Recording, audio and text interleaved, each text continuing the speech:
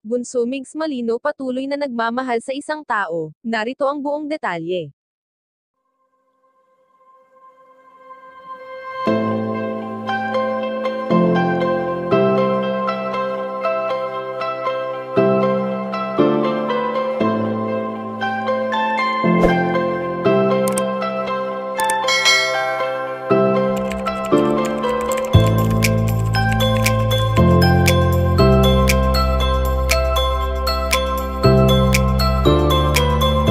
Sa ilang taon na lumipas simula nang nakaramdam si Bunso Migs Malino ng kauna-unahang pagdurog sa kanyang puso, at ito ay ang araw kung kailan lumisan sa mundo ang kanyang pinakaminamahal.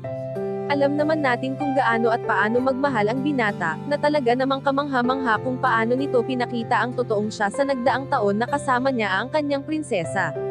Sa naudlot na pagmamahalan ni Bunso Migs Malino at Cutie Mahal, ay marami ang lubos na nanghihinayang dahil sa kitang-kita natin kung paano nila ingatan ang isa't isa, kahit pa man hindi nila inamin totally kung ano nga ba ang namagitan sa kanila.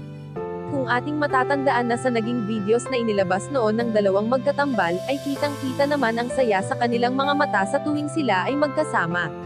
Subalit ang saya na kanilang nararamdaman noon, ay sadyang may hangganan na kahit masakit man kung ating iisipin ay hindi na muling babalik pa at nananatili na lamang ito sa ating mga alaala.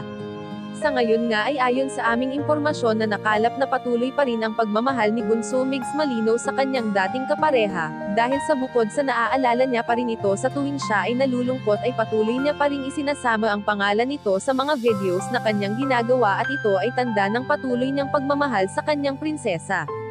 Kayo mga ka-chika, anong masasabi niyo dito? Please leave the comment and don't forget to subscribe.